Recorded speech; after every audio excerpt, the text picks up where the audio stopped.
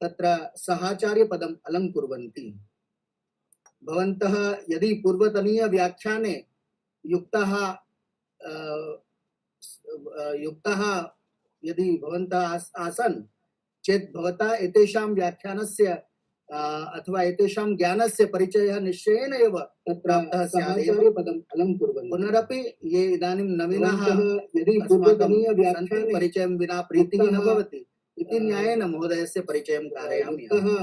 महोदयः भौतिकविषयस्य चेत् सहाचार्यपदम् अलङ्कुर्वन्ति।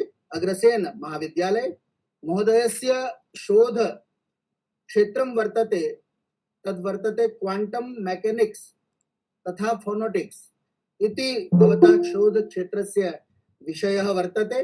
तस्मिन् क्षेत्रे भवद्भिः महान् परिश्रमः कृतः वर्तते। शिक्षण क्षेत्रे भवतां सुदीर्घ अनुभवः वर्तते 23 वर्षाणां। 23 वर्षेभ्यः भवन्तः शिक्षण क्षेत्रे स्वकीय ज्ञानस्य तत्र वितरणं कुर्वन्तः सन्ति। भवतः बहवः छात्राः इदानीं विविधेषु स्थलेषु विविधेषु क्षेत्रेषु उच्चपदं प्राप्तवन्तः सन्ति। भवन्तः विभिन्न प्रतिष्ठित अंतर्राष्ट्रीय शोधपत्रेषु तत्र 15 अधिक शोधपत्राणां भवद्भिः प्रकाशनं कृतं वर्तते। भवतां शोधपत्राणि शोधप्रबन्ध सदृशानि भवन्ति इति यथा मया कर्णपरम्परया श्रुतं वर्तते, तथा अहम् अत्र भवतां समक्षं तेषां परिचयम् उपस्थापयामि। पुनः लंदन प्रेस इति द्वारा भवन्तः रोज लिंड फेलो रूपेण भवद्भ्यः सदस्यता प्रदत्ता वर्तते। एतद् बहुमानमपि बहु उत्तमं वर्तते। बहु न्यूनेभ्यः जनेभ्यः एतत् सम्मानं प्राप्यते। भवद्भिः एतत् सम्मानं प्राप्तं वर्तते। वयं भवतः ज्ञानेन अनुभवेन अत्र कृतार्थाः स्मः। यथा भवद्भिः ज्ञातं यद् एषा या व्याख्यान श्रृंखला वर्तते सा भारतीय प्रज्ञा प्रतिष्ठानस्य तृतीया व्याख्यान श्रृंखला वर्तते। परन्तु पार्थ सारथी महोदयस्य यद् पूर्वतनीयं व्याख्यानम् आसीत् भारतीय अस्माकं नववर्षम् आधारीकृत्य तद् बहु उत्तमम् आसीत्। अधुना तस्य एव पूरकं यथा अस्माकं साहित्ये भवति प्रतिज्ञा योगन्धरायणम् एकं नाटकं भवति, तस्य पूर्तिः कुत्र भवति? तु स्वप्नवासव दत्ते भवति।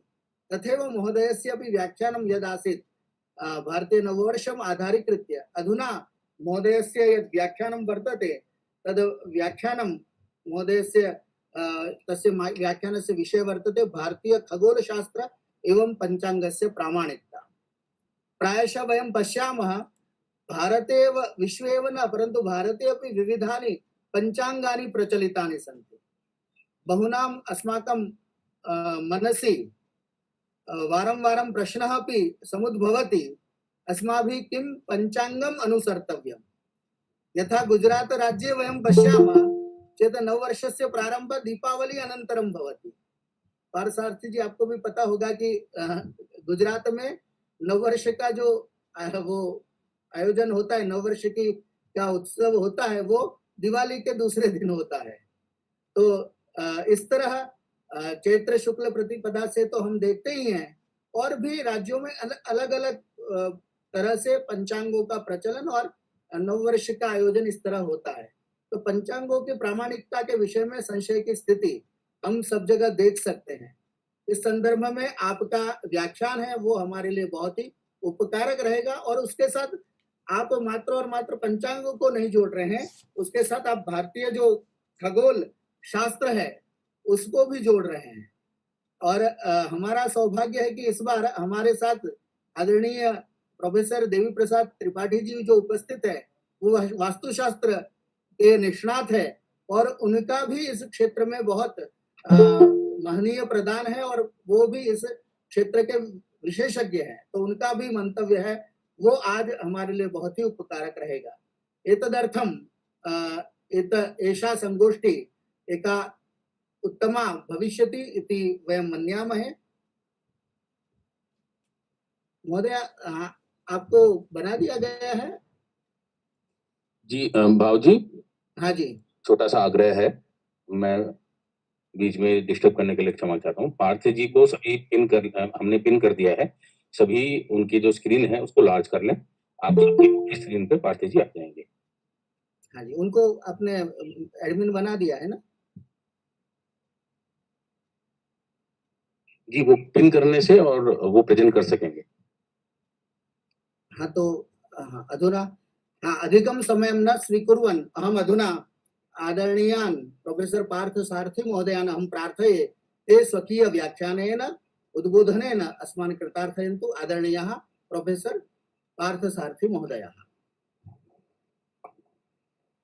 बहुत बहुत धन्यवाद भाप्रकाश जी। इस कार्यक्रम के अध्यक्ष देवी प्रसाद त्रिपाठी जी, कुलपति उत्तराखंड संस्कृत विश्वविद्यालय, इस कार्यक्रम के संरक्षक प्रोफेसर सत्यप्रकाश बंसल जी, कुलपति हिमाचल प्रदेश केंद्रीय विश्वविद्यालय, आदरणीय डॉक्टर बृहस्पति जी, डॉक्टर भाव प्रकाश जी जो संयोजक है इस कार्यक्रम के, डॉक्टर अजय आर्य जी सह संयोजक।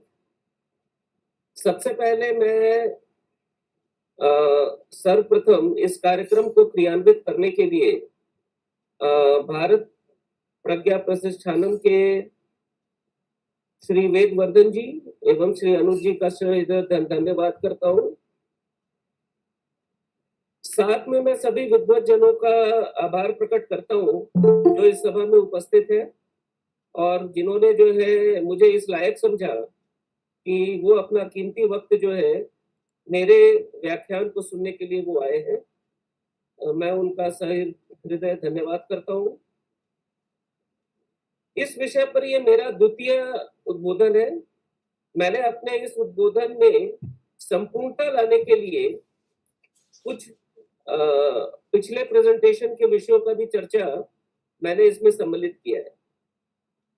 साथ में मेरा ये भी प्रयत्न रहेगा मैं कुछ ऐसे तथ्यों को सामने लाऊं जिनकी चर्चा हाल के विषय में शोध के रूप में की गई है। मैं सबका ध्यान उन बिंदुओं की तरफ आकर्षित करना चाहूंगा जो हिंदू खगोल विज्ञान को मानवता की अमूल्य वरदान साबित करता है। यह व्याख्यान हमारी सभ्यता की उपलब्धियों को भी रेखांकित करेगी और पश्चिमी साम्राज्यवादी शिक्षाविदों के षड्यंत्र को उजागर करेगा जो हमेशा हमारी उपलब्धियों को कम आंकने की कोशिश करती रहती है। तो मैं अपने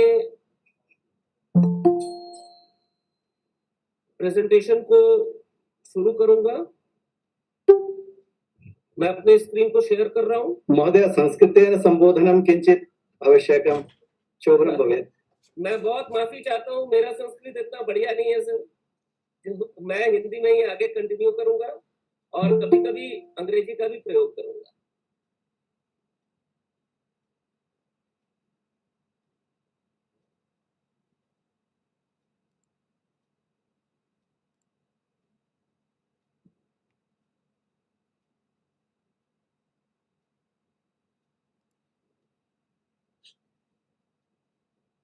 उम्मीद है कि सारे लोगों को मेरा ये स्क्रीन दिख रहा है।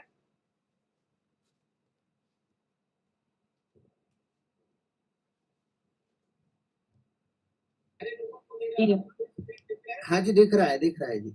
अच्छा, तो देखिए मैं जो है अपने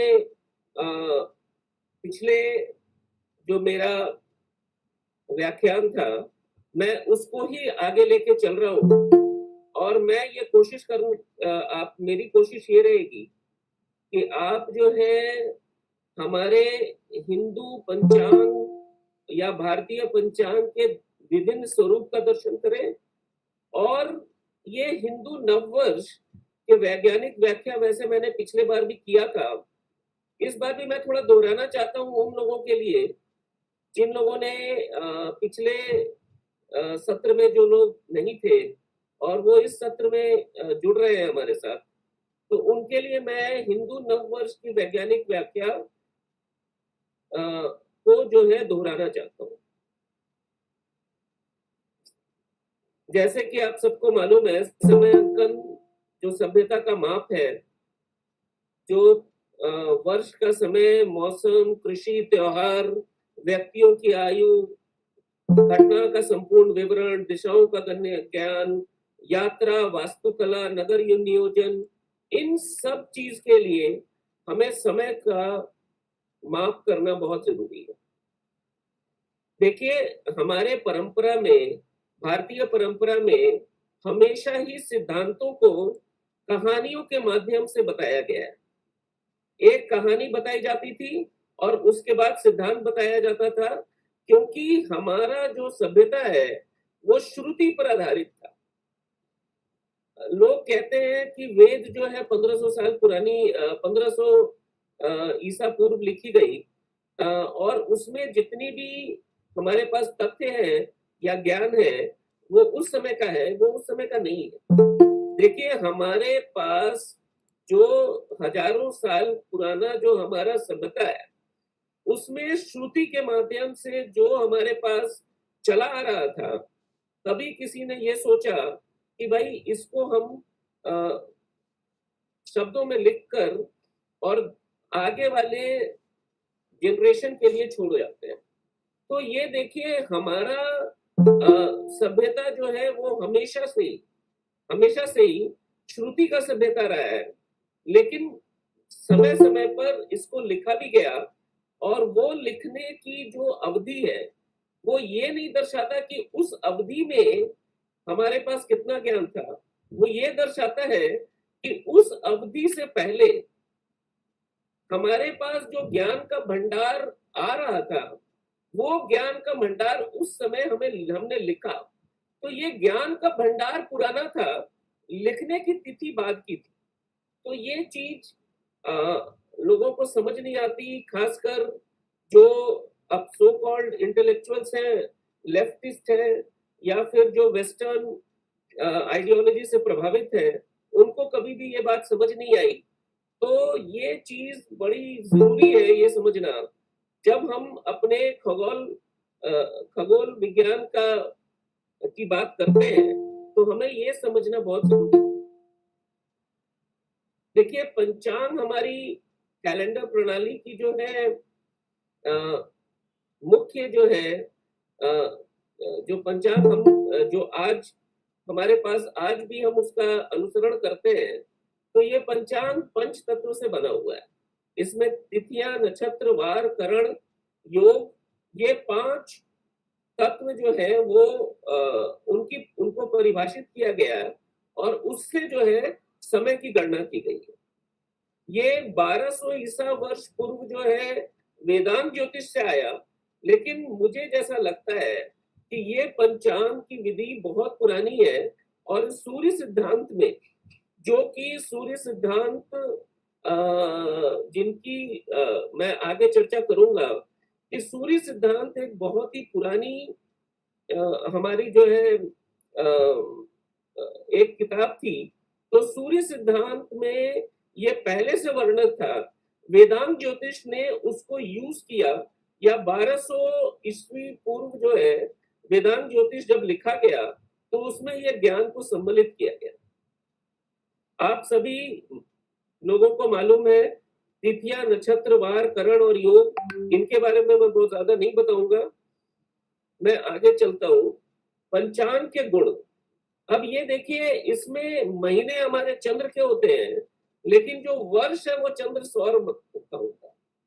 इसलिए आप ये देखिएगा कि जो वर्ष है उसको हमेशा जो है चंद्र महीने, अब देखिए कि 60 सौर महीने करीब 62 चंद्र महीने के बराबर होता है। तो हर 2.5 साल पर एक अधिक मास या एक अतिरिक्त मास को जो है सम्मिलित कर लिया जाता है, ताकि चंद्र महीने और सूर्य महीने बराबर हो सके। इसलिए हमारा, जो लोग कहते हैं हमारा जी लूनर कैलेंडर है, हमारा कभी भी लूनर कैलेंडर नहीं रहा, हमारा कैलेंडर हमेशा चंद्र सौर कैलेंडर रहा। तो ये चंद्र सौर कैलेंडर जो है, ये चंद्र महीने का हवाला देता है, वर्ष हमेशा चंद्र सौर रहा है। इसको मैं आगे बताऊंगा तिथि जो है सूर्य और चंद्रमा के बीच में जब देशांतर 12 डिग्री हो जाता है तो उसको एक तिथि कहते हैं। एक तिथि चंद्रमा का जो है एक दिन के बराबर होता है। इसमें एक बड़ी इंपॉर्टेंट बात, बड़ी जरूरी बात ये है कि चंद्रमा और हमारे पूर्वजों को अच्छे से मालूम था कि जो हमारा कक्षा है वो अंडकार है।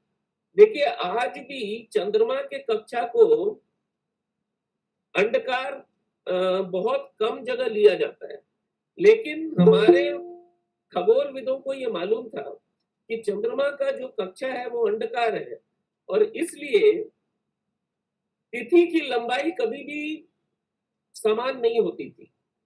जब चंद्रमा सूर्य के धरती पृथ्वी के नजदीक आता था तो उसकी गति बढ़ जाती थी और जब वो पृथ्वी से दूर जाता है तो उसकी गति कम हो जाती है। तो इसलिए तिथि की लंबाई 20 घंटे से लेकर 27 घंटे के बीच में रहती थी। इसलिए कभी-कभी एक तिथि को आप देखे होंगे कि एक तिथि को छोड़ दिया जाता है या कम लिया जाता है। एक तिथि बहुत जल्दी जो है वो गुजर जाती है और कभी-कभी जो है वो एक तिथि को जो है वो साझा कर लिया जाता है। तो इसको 20 घंटे और 27 घंटे के बीच की जो तिथि है, इसको जो है हमेशा हमने जो है इसका पालन किया है।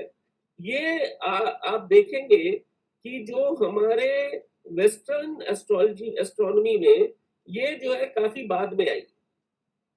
हमारे एस्ट्रोनॉमी में हमारे खगोल विदों ने हमेशा इसको सम्मिलित किया है।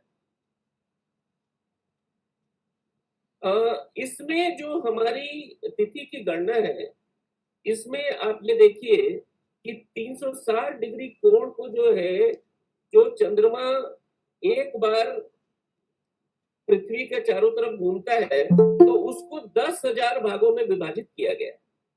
तो एक सूक्ष्म भाग जो है वो 2.16 चाप मिनट का होता है और ये 2.16 चाप मिनट को चंद्रमा 4.25 मिनट में जो है इसको इसका चक्कर लगाता है।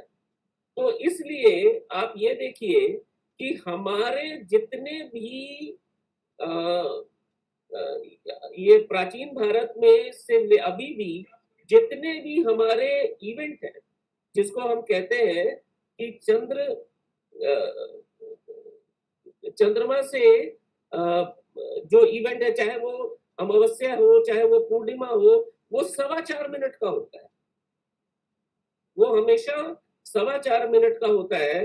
तो ये जो क्षण है जो 4.25 मिनट का है, ये एक सबसे छोटा माप है, एक सूक्ष्म माप है, जिससे कि हमने हमेशा अपने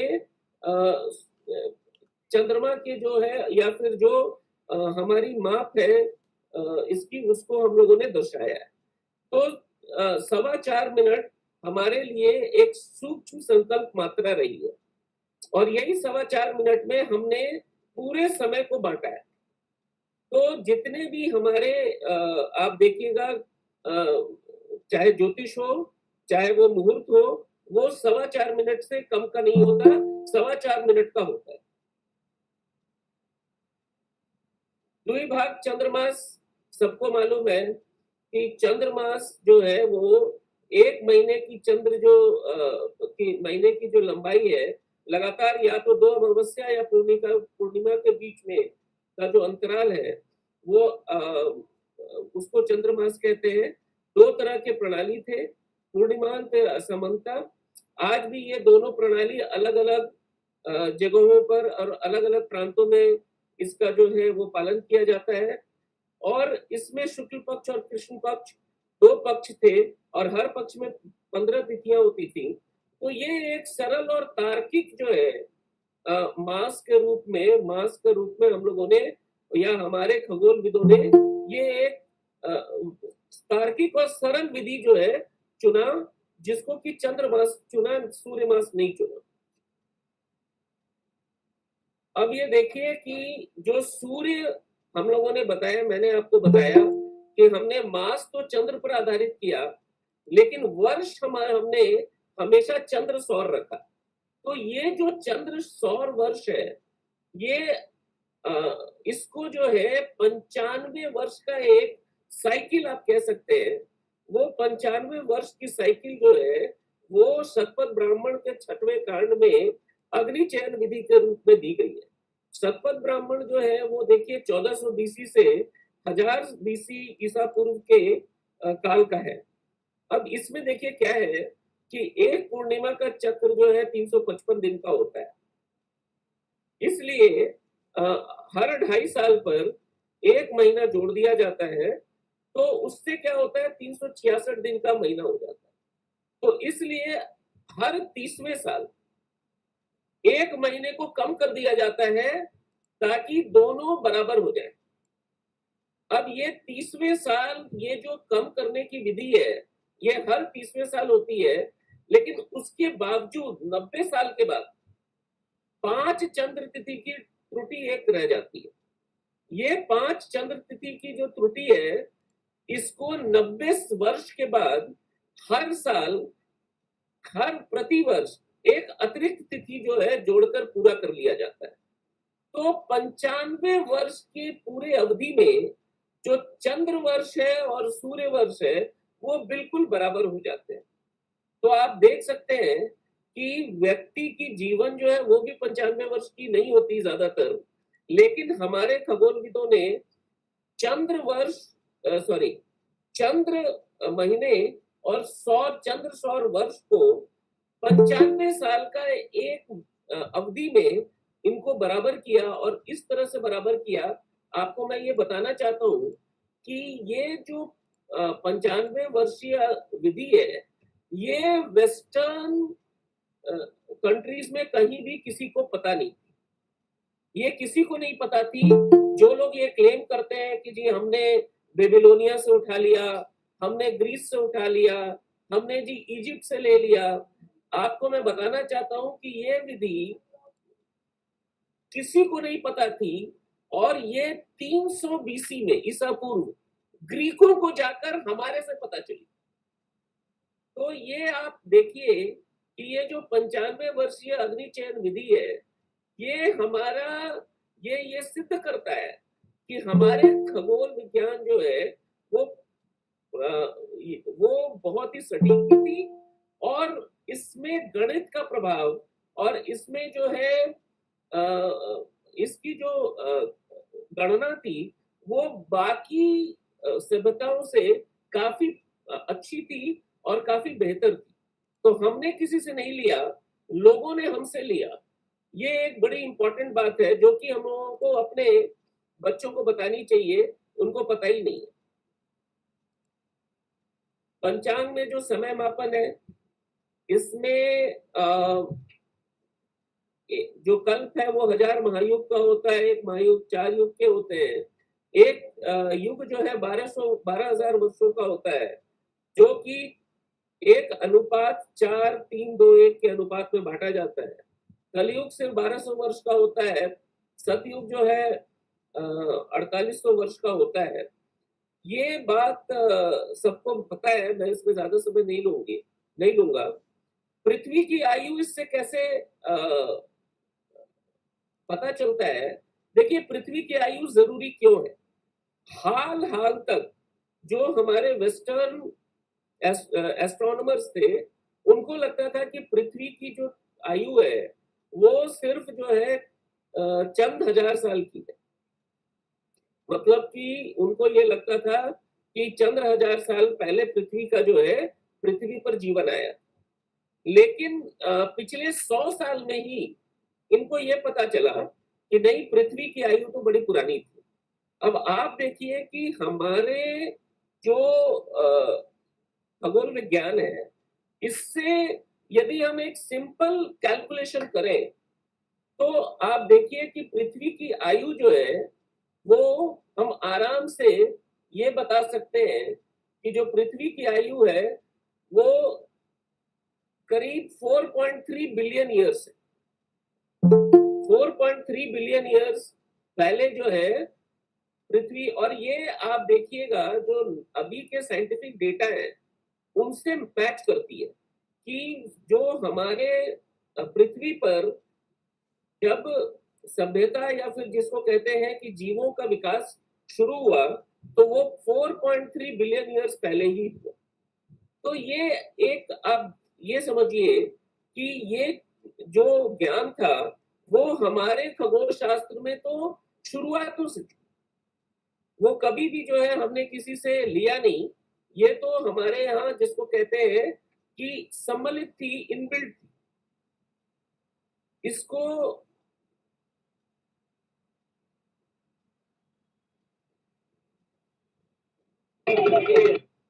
हेलो, हाँ जी,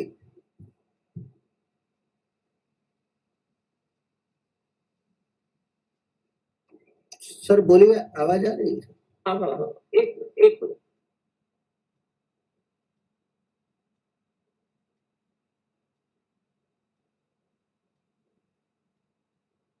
हाँ, तो इसको जो है मैं माफी चाहूंगा, थोड़ा सा ये हैंग कर गया था। अब आप देखिए कि इसमें एक कैलेंडर हमारे पास एक, ठीक है, ठीक है। अब एक कैलेंडर हम यूज करते हैं जो हमारे अब हम बहुत कम जगह यूज करते हैं। कश्मीर में इसका कैलेंडर का अभी भी जो है पालन किया जाता है, और ये विश्व का सबसे पुराना परिचालक कैलेंडर माना जाता है। इसको हम सप्तऋषि कैलेंडर कहते हैं। ये सप्तऋषि कैलेंडर हमारा जो नक्षत्र है, सप्तऋषि नक्षत्र, उसके ऊपर बेस्ड है। असल में ये कहा जाता है कि सप्तऋषि प्रत्येक नक्षत्र में 100 साल बिताता है और फिर आगे बढ़ जाता है। भारतीय महाकाव्य महाभारत में भी इस कैलेंडर की चर्चा है, और कश्मीरी आज तक भी सप्तऋषि कैलेंडर का पालन करते हैं। तो लेकिन इसमें प्रॉब्लम ये थी कि लोग कहते थे कि भाई कोई भी नक्षत्र आकाश में घूमता नहीं, तो इसलिए इसको दार्शनिक कैलेंडर माना जाता था।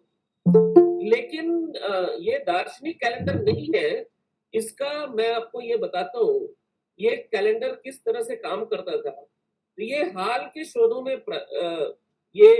हुआ है कि यदि आप सप्तऋषि के पहले 2 सितारे जो है उनका मध्य बिंदु लीजिए और उससे एक वेक्टर ज्वाइन कीजिए उत्तरी ध्रुव को, तो ये जो वेक्टर है, आप ये देखिएगा कि ये वेक्टर जो है वो एक विशिष्ट नक्षत्र की ओर इशारा करता है। ये जो विशिष्ट नक्षत्र जो है इसको सप्तऋषि के घर के रूप में परिभाषित की जाती है। अब आप सोच रहे होंगे कि भाई ये इतना गूढ़ कैलेंडर बनाने की जरूरत क्या थी। तो ये आप सोचिए कि हमारा खगोल विज्ञान उस समय भी इतना विकसित था कि वो इस कैलेंडर की पूर्व कल्पना भी कर सकता था। अब आप देखिए कि ये वेक्टर जो जोड़ रहा है वो 100 वर्षों की अवधि में एक नक्षत्र में व्यतीत करता है।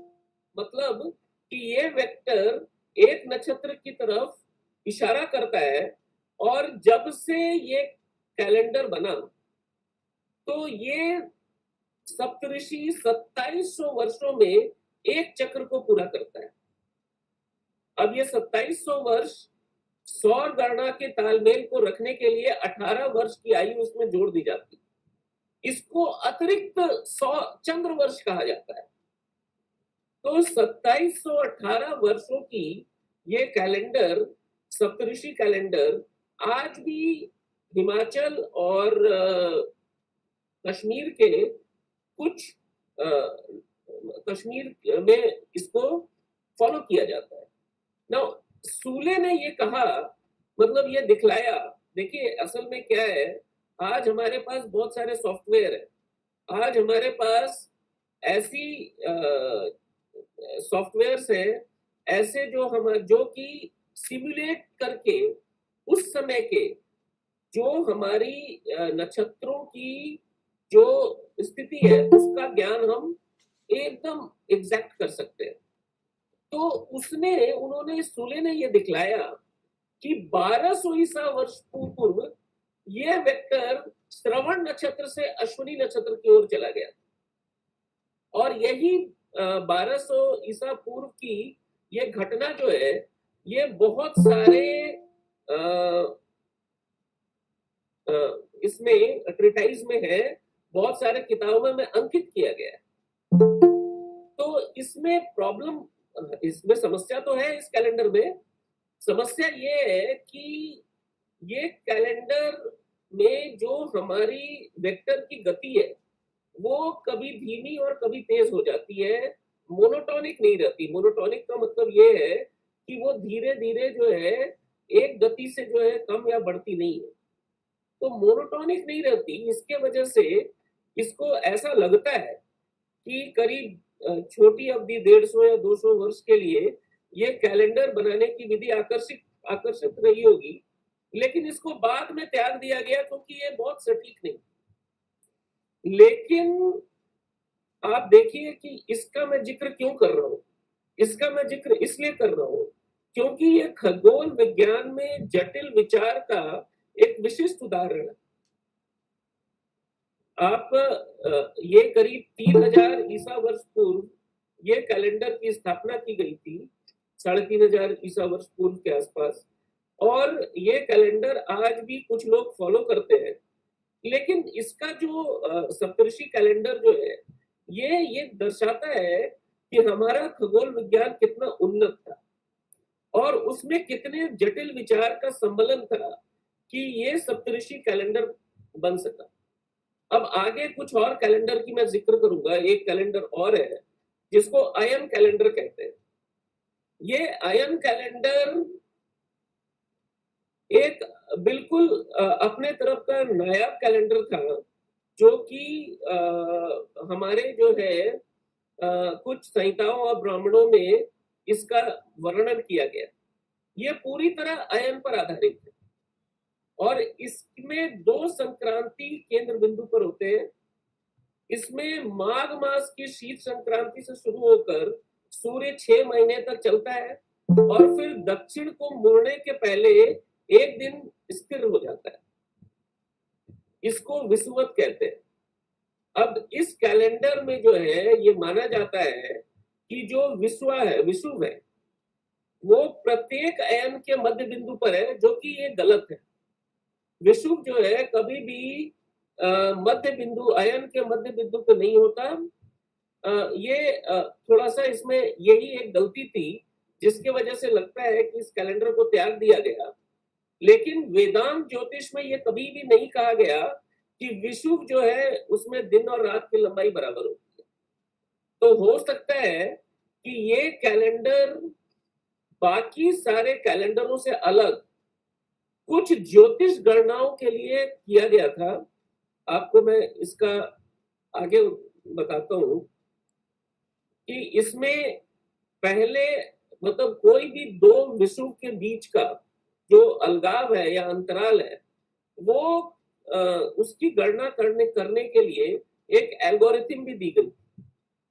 इसमें एक युग को 5 वर्ष में बांटा गया जिसमें 10 विषुव होते हैं, उसको 124 पर्वों में बांट दिया गया एक युग को। तो इसमें 12 पर्व और 6 तिथि का जो अंतराल है वो 2 विषुव के बीच का 12 पर्व और 6 मतलब एक पर्व जो है वो 15 तिथि की होती थी। तो इसलिए यदि आपको किसी भी 2 विषुव के बीच का अलगाव पता करना है तो आप इससे पता कर सकते हैं, फॉर्मूले से पता कर सकते हैं। तो इससे आप ये देखिए कि ये आयन कैलेंडर विषुव पर और इसके ऊपर आधारित थी और ये आयन के ऊपर आधारित थी और ये 2 विषुव के बीच की गणना करने के लिए इस कैलेंडर को बनाया गया था।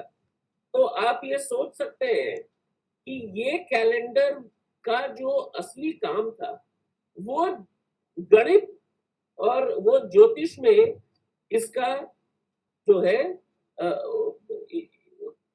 है यूज ज्योतिष और गणित में किया जाता रहा होगा। लेकिन ये आयन कैलेंडर कभी भी हमने पंचांग के रूप में कभी भी इसका जो है उपयोग नहीं किया। तो ये जो है एक आप देखिएगा कि ये जो 2 कैलेंडर है, इससे जरूरी नहीं है कि ये कैलेंडर हम आगे लेके बढ़े, लेकिन इससे जो हमारे खगोल वैज्ञानिकों की जो जटिल जटिल जो हमारे जटिलता थी या जो हमारी जटिल सोच थी, जो हमारे जटिल विचार थे, जो हमारे उन्नत विचार थे, उनके ऊपर ये जो है हमें हमारा ध्यान आकर्षित करता है। विक्रम संवत हम सबको पता है 57 ईसा वर्ष पूर्व जो है इसकी राजा विक्रमादित्य द्वारा शुरुआत की गई थी। मैंने पिछले अपने इसमें भी बताया था कि भविष्य पुराण में ये लिखा हुआ है कि ये परमार वंश के राजा थे और इनके पिताजी राजा गंधर्व सेन जो है वो शाकों द्वारा पदयोचित किए गए थे। तो इन्होंने जो है फिर बाद में शाकों को हराकर अपनी सत्ता संभाली थी। और ये विक्रमादित्य जो है देखिए बहुत सारे लोग कहते हैं कि नहीं ये जी चंद्रगुप्त 2 थे, चंद्रगुप्त 2 थे विक्रमादित्य, ये ऐसा कुछ नहीं है। इसकी बिल्कुल कुछ लोग जो है वो चाहते हैं कि जानबूझकर जो है कोई ये किया जाए, क्या नाम है, कहीं कोई कंट्रोवर्सी क्रिएट की जाए। यह कोई कंट्रोवर्सी नहीं थी, भविष्य पुराण में साफ साफ कहा गया है। और जैन मुनि ने भी इसका जो है घटना की पुष्टि की है कि भाई ऐसा हुआ था। जरूरी नहीं है कि सारे जो राजा हैं जिन्होंने अपना कुछ किया हो वो बड़े महान ही और बहुत ज्यादा ये राजा हुए हो। आप ये देखिए कि उनकी महानता सिर्फ जो है अपने किंगडम को या अपने राज्य को विस्तार करने में महानता नहीं होती, महानता जो है नॉलेज क्रिएशन में भी होती है। आप नए नॉलेज को क्रिएट करें, आप लोगों को जो है जो साइंटिस्ट हैं, जो ऋषि मुनि हमारे हैं, उनको आप अपने दरबार में लाएं और उनसे नए नए चीजों का जो है इजाद करवाएं। ये भी एक बहुत बड़ी महानता होती थी जो राजा विक्रमादित्य ने किया था। उन्होंने अपने दरबार में जितने भी खगोल वैज्ञानिक थे उस समय के जो प्रसिद्ध थे वो उनके दरबार में थे। इसका उल्लेख राजा जयदेव के शिलालेख में मिलता है, ये गुजरात में मिलता है। देखिए ओखा मंडल के ये शासक थे और उन्होंने जो है वो क्या नाम है इसका पहली बार उल्लेख किया था कि ये विक्रम संवत जो है शुरू हुआ। इसका जो है आप सबको मालूम है कि ये चैत्र शुक्ल प्रतिपदा के सूर्योदय के समय से शुरू होता है। मेरा मुख्य प्रश्न ये है कि क्या 57 ईसा पूर्व केवल युद्ध के मैदान में जीत के कारण चुना गया था? क्या यहाँ पर सिर्फ एक युद्ध जो है उसको अंकित करने के लिए क्या ये जो है हमारी नव वर्ष बनाई जाती है? मुझे ऐसा नहीं लगता। इसका मैं रीजन है, मैं आगे बताऊंगा। विषुव आप सबको मालूम है, इसको बताने के लिए ये चीज समझाना बहुत जरूरी है। तो मैं ये बताना चाहता हूं कि देखिए हमारे यहाँ 2 संक्रांति होती है, एक ग्रीष्म संक्रांति, एक शीतकालीन संक्रांति। दोनों संक्रांतियों का एक जो है वो दक्षिणायन, जब एक संक्रांति से जब दूसरे संक्रांति की तरफ जाती है ग्रीष्मकालीन से शीतकालीन, तो वो जो है दक्षिणायन जाती है। और जब शीतकालीन से ग्रीष्मकालीन जाती है तो वो उत्तरायण सूर्य का हो जाता है। और ये जो है वो क्या नाम है 2 बार विषुव पर पहुंचता है जिसमें दिन और रात की लंबाई बराबर होती है। एक को वसंत संपत कहते हैं और एक को शरद संपत कहते हैं, जो कि 20 मार्च और 22 सितंबर के आसपास आती है। तो ये विषुव का ज्ञान जो है ये भारतीय पंचांग में शुरुआतों से थी। इसका मैं एक चीज जो आगे बताना चाहता हूं वो विषुव का पुरस्सरण है। देखिए जो पृथ्वी की एक्सिस है या जो धुरी है उसका जो उन्मुखीकरण है वो हमारे इसमें समान रहता है, लेकिन तभी भी ये निरंतर समयावधि से बदल जाती है। इसका मतलब ये है कि पृथ्वी की धुरी का अभिविन्यास जो है वो परिवर्तन चक्रीय है। परिवर्तन चक्रीय मतलब कि पृथ्वी की धुरी का भी विन्यास समय के साथ बदलता रहता है और ये एक चक्र पूरा करने में 25,800 वर्ष लगते हैं। तो आप ये समझ सकते हैं कि ये बहुत धीमा होता है और किसी भी खगोल वैज्ञानिक के लिए इसका पता लगाना बहुत ही गूढ़ और बहुत ही नामुमकिन सा विषय लगता है, क्योंकि इसकी आवृत्ति बहुत कम है, इसकी जो है आवधिक गति है। तो ये जो सूक्ष्म परिवर्तन आकाश में होता है, ये सूक्ष्म परिवर्तन जो है वो पुरस्सरण के वजह से होता है, लेकिन ये भारतीय खगोलविदों को वैदिक काल से इसका जो है ज्ञान प्राप्त है। आशा करता हूं मुझे मेरी आवाज आपको आ रही है। हाँ जी, आ रही है, आ रही है, आ रही है। अच्छा। अब इसको धरती का, पृथ्वी का की दूरी का पुरस्सरण कहते हैं। अब ये पुरस्सरण क्यों होता है? आप सबको मालूम है कि जो पृथ्वी है इसके जो ये है पोल्स जिसको कहते हैं, वहां पर ये एक संतरे के आकार की तरह होता है, वहां पर एक उभार होता है। तो जो गुरुत्वाकर्षण का उभार, इस उभार के वजह से जो ज्वारीय अंतर गुरुत्वाकर्षण बल के अलग अलग होने की वजह से होती है, उससे ही ये पुरस्सरण होता है। मतलब जो आपके पोल्स और इक्वेटर दो चीजें हैं, तो इक्वेटर पर बल कम लगता है, पोल्स पे ज्यादा लगता है, और ये अंतर की वजह से ये पुरस्सरण होता है। तो आप ये समझिए, मैं आपको इसलिए सीधी भाषा में समझा रहा हूं कि ये पुरस्सरण जो है वो ज्वारीय बल के अंतर की वजह से होता है। मैं आपको ये दिखाना चाहता हूं, ये देखिए, इसमें अर्थ की जो पृथ्वी की ऑर्बिट है उसको मैंने दिखलाया है। अब ये देखिए, ये पृथ्वी जब घूम रहा है तो इसमें जो इसका धुरी है वो धुरी भी जो है धीरे धीरे घूम रही है, और ये हमेशा 25,800 साल में धुरी एक बार पूरी घूम जाती है। तो आप देखिए कि इसके वजह से जो पोलर स्टार है, पोल स्टार जिसको कहते हैं, वो पोल स्टार भी समय के वजह से चेंज होता रहता है। मैं आपको बताऊंगा इसका जो है हमारे सूर्य सिद्धांत में ये दिया हुआ है, मैं आपको इसकी भी बात बताऊंगा। अब आप देखिए, आज जो हमारा ध्रुव तारा है, ये 14,000 साल के बाद ये ध्रुव तारा वेगा की तरफ चला जाएगा। मुझे उम्मीद है ये आपको दिख रहा होगा।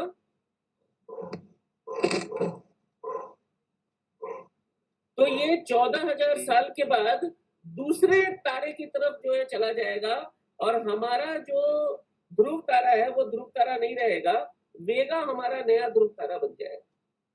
क्यों? क्योंकि विषुव का, क्योंकि ये जो पुरस्सरण हो रहा है जो अर्थ के कक्षा का, इसके वजह से ये होता है। इसको मैं, अब आप देखिए, ये इस तरह की पुरस्सरण होती है। ये मान लीजिए कि आपकी धरती है, तो वो धरती जो है वो उसका पुरस्सरण इस तरह से होता है। मैं बस ये दिखाना चाहता था। अब आप देखिए, ये पुरस्सरण की गणना जो है, इसके ऊपर एक बहुत बड़ा कंट्रोवर्सी है। जो हमारे पश्चिमी मान्यता के अनुसार इसकी खोज जो है ग्रीक खगोल शास्त्री हिप्पोक्रेटस ने की 127 ईसा पूर्व। अब यदि इसकी खोज हिप्पोक्रेटस ने की थी 127 ईसा पूर्व, तो उन्होंने इसका मापन क्यों नहीं किया? इसका मतलब है कि हिप्पोक्रेटस जो है उनको जो है इसकी मापन करने की कोई विधि मालूम नहीं थी। उन्होंने बस सिर्फ ये कह दिया कि ये 36 विकला से कम नहीं हो सकती। इसका मतलब है कि इसका जो असली मान है वो किसी भी पश्चिमी खगोल शास्त्री को पता नहीं था। जो हमारे दूसरे खगोल शास्त्री टॉलमी है, जिनका काफी नाम है वेस्ट में, उन्होंने भी इसके मूल्य को सुधारने के बजाय इन्होंने उसको स्वीकार कर लिया कि ये 36 विकलाई होगी। अब आप देखिए कि लेकिन हमारे सूर्य सिद्धांत में जो कि वराह द्वारा निर्दिष्ट है, देखिए वराह ने पंच सिद्धांत लिखा था, जिसमें एक सिद्धांत सूर्य सिद्धांत का था, और ये जो सूर्य सिद्धांत है, ये सूर्य सिद्धांत बहुत ही पुरानी हमारी जो है एक धरोहर थी, जो कि आज हमारे पास नहीं है, लेकिन वराह द्वारा जो भी इसके ऊपर जो है टिप्पणी की गई, उससे हमारे को वो सूर्य सिद्धांत के कुछ अंश प्राप्त होते हैं। तो सूर्य सिद्धांत में साफ साफ लिखा है कि जो एक वर्ष में 54 अयनांश विस्थापित विषुव हो जाती है, मतलब कि एक वर्ष में जो विषुव है वो पुरस्करण की वजह से 54 अयनांश विस्थापित हो जाती है। अब ये आधुनिक गणना से पता चलता है कि वो 50 विकला का इसका जो है समय है, तो 50 विकला जो है वो, अब देखिए कि 50 विकला 54 अंश ऑलमोस्ट बराबर है। तो ये आश्चर्य की बात है कि ऐसा कौन सा यंत्र का उपयोग किया गया जिससे कि ऐसी सटीक गणना जो है वो इतने पुराने समय में भी किया गया। अब ये देखिए कि जो पश्चिम के खगोल शास्त्री वो कहते हैं कि भाई ये हिप्पोक्रेटस ने किया था, लेकिन उसको तो ये भी नहीं पता था कि इसका मूल्य क्या है, इसका मान क्या है। लेकिन हमारे सूर्य सिद्धांत में इसका मान दिया हुआ है। ये साफ बताता है कि मतलब पुरस्करण का ज्ञान हिंदू खगोल विज्ञान में सम्मिलित था और इसका मापन भी सटीक विधि द्वारा की गई थी। तो सूर्य सिद्धांत चूंकि बहुत पुराना है, यहां तक कि लोग कहते हैं कि ये 1 लाख बीसी भी पुराना है, लेकिन मैं उसमें नहीं जाना चाहता। लेकिन सूर्य सिद्धांत एक बहुत ही पुराना और हमारा धरोहर है, और ये माना जाता है कि ये सूर्य देवता की वाणी से निकला हुआ सिद्धांत है। तो ये सूर्य देवता, इसमें मैं नहीं जाता, लेकिन कभी भी इसकी जो आयु है ये काफी पुरानी है, और ये समय समय पर लोगों ने इसका अध्ययन किया है। आज हमारे पास वो सूर्य सिद्धांत नहीं है, लेकिन फिर भी वराह मिहिर द्वारा जो पंच सिद्धांत है, उसमें जो सूर्य सिद्धांत का जो ज्ञान है वो हमारे काफी काम का है। अब ये पुरस्करण का प्रभाव क्या होता है? देखिए, पुरस्करण के वजह से जो 2 विषुव या 2 संक्रांति, आप यदि एक बिंदुओं का जो है बिंदु का समूह बनाएंगे, एक लाइन ड्रॉ करेंगे, तो वो जो रेखाएं हैं वो कक्षीय तल पर अपना उन्मुखीकरण बदल देती है। तो विषुव जो है वो क्या होता है, पुरस्करण के वजह से पूर्व की ओर पुरस्करण के दर से ही खिसकती है। अब पुरस्करण के दर से खिसक रही है, मतलब कि जो विषुव है वो हर वर्ष 50 सेकंड चाप पूर्व की ओर खिसक जाती है।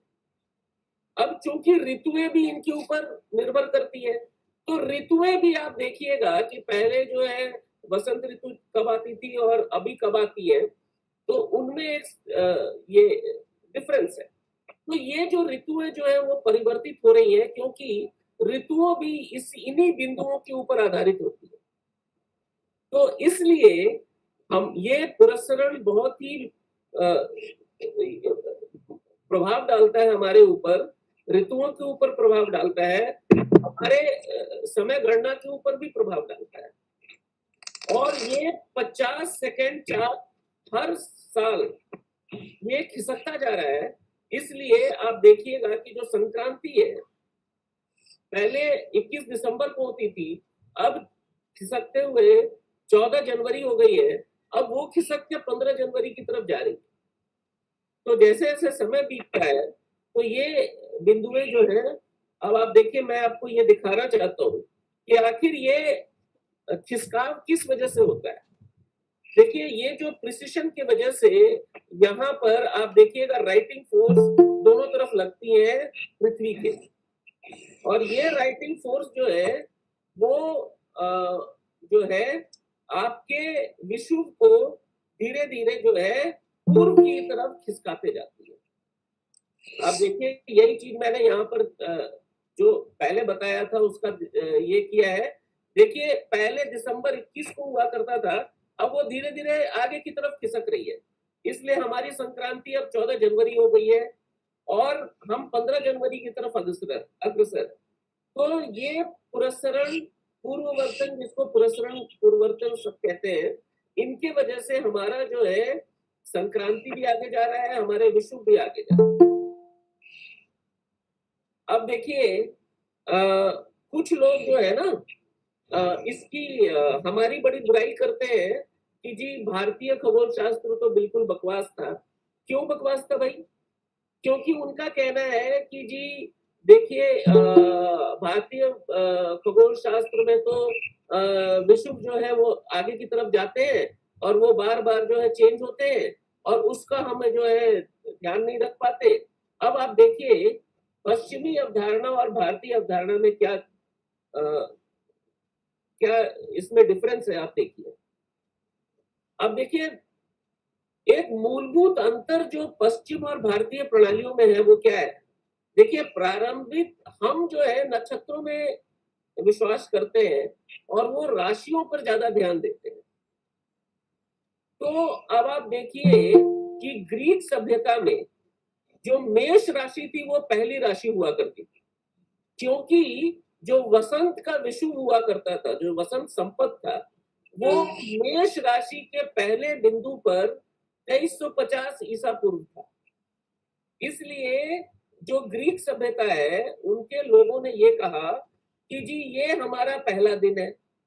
अब देखिए विषुव की वजह से स्थानांतरण हो रहा है, ये विषुव का जो स्थानांतरण हो रहा है पुरस्सरण की वजह से, तो पश्चिम ज्योतिषियों ने क्या किया, उन्होंने राशियों का नाम नहीं बदला, उन्होंने राशि को ही आगे कर दी। अब राशि को आगे करने से क्या हुआ कि उनका जो है हमेशा वो कैलेंडर सेम रहा। तो राशि को ही आगे करने से अब आप देखिए कि मान लीजिए कि आपका वसंत ऋतु है, आपने राशि को आगे कर दी।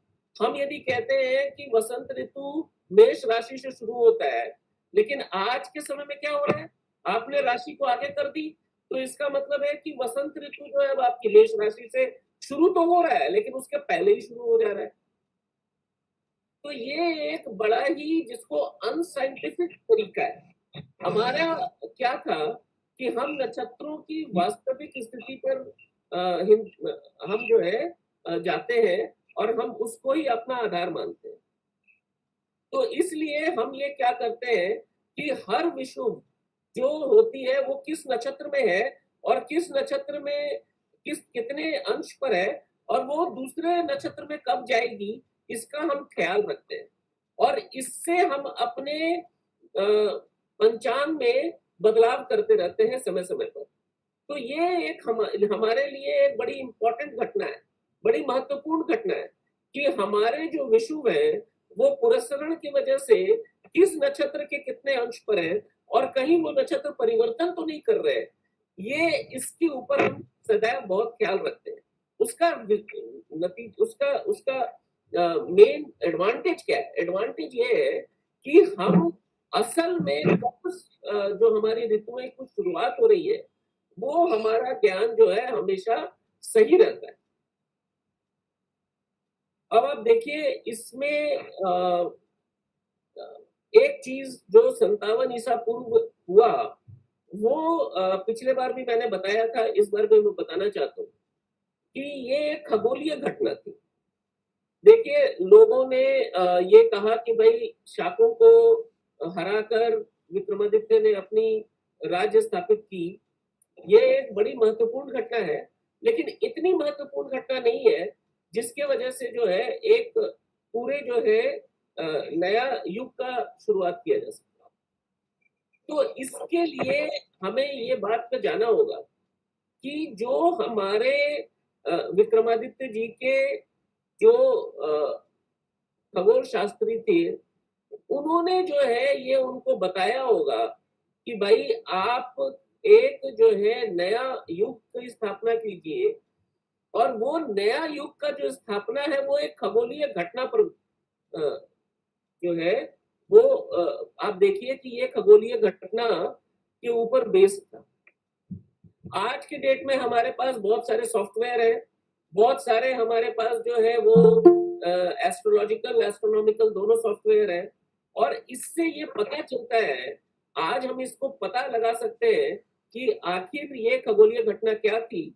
तो इसमें हम देखेंगे कि अश्विनी नक्षत्र से रेवती नक्षत्र के बीच में विषुव का स्थानांतरण हुआ, जो कि 27 ईसा वर्ष पूर्व हुआ, और उस स्थानांतरण की वजह से ये नया विक्रम युग की शुरुआत की गई, विक्रम संवत की स्थापना की गई। इसको चिन्हित करने के लिए ये देखिए, इसको मैं ये दिखाता हूं। देखिए 1000 बीसी में जो रेवती और अश्विनी नक्षत्र है, अब आप देखिएगा कि जो रेवती नक्षत्र 1000 बीसी में और 45 ईसा वर्ष बाद 45 एडी में दोनों के हमारे डिग्रीज जो है वो दिए हुए हैं।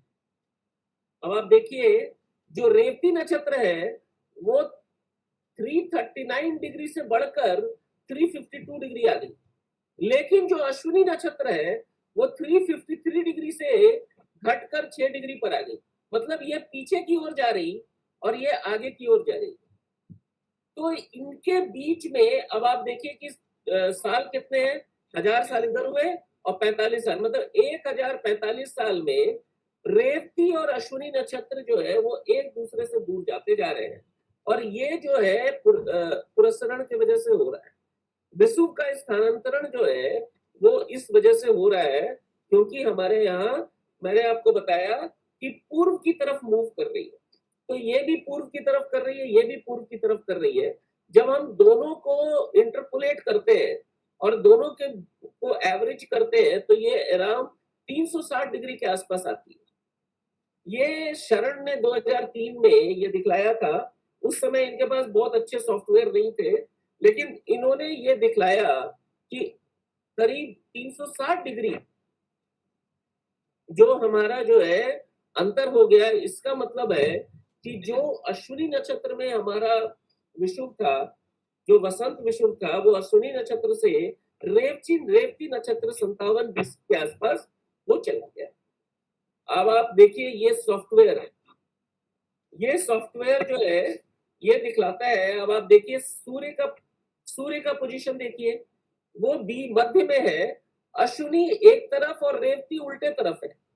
सूर्य से अश्विनी एक तरफ हो गई, रेवती एक तरफ हो गई, दोनों के बीच में 360 डिग्री का अंतर हो गया। तो जो विषुव आपका था वो 360 डिग्री से घूमकर और अश्विनी से रेवती नक्षत्र पर आ गया, और इसी को चिन्हित करने के लिए हमारे क्या नाम है वहां उस समय 57 बीसी ईसा पूर्व जो है वो विक्रम संवत की स्थापना की है। ये मुझे लगता है कि ज्यादा तर्कसंगत है, और ये ज्यादा हमारा जिस तरह से खगोल वैज्ञानिकों का की जो अवधारणा थी, ये मुझे लगता है कि ज्यादा तर्कसंगत है। और ये जो इतना बड़ा इवेंट था, इसको हमारे खगोल वैज्ञानिकों ने कभी भी नजरअंदाज नहीं किया होगा, मुझे ऐसा लगता है। बहुत बहुत धन्यवाद। तो महोदय इसके हिसाब से भविष्य का कैलेंडर जो है बदलता रहना चाहिए फिर ना?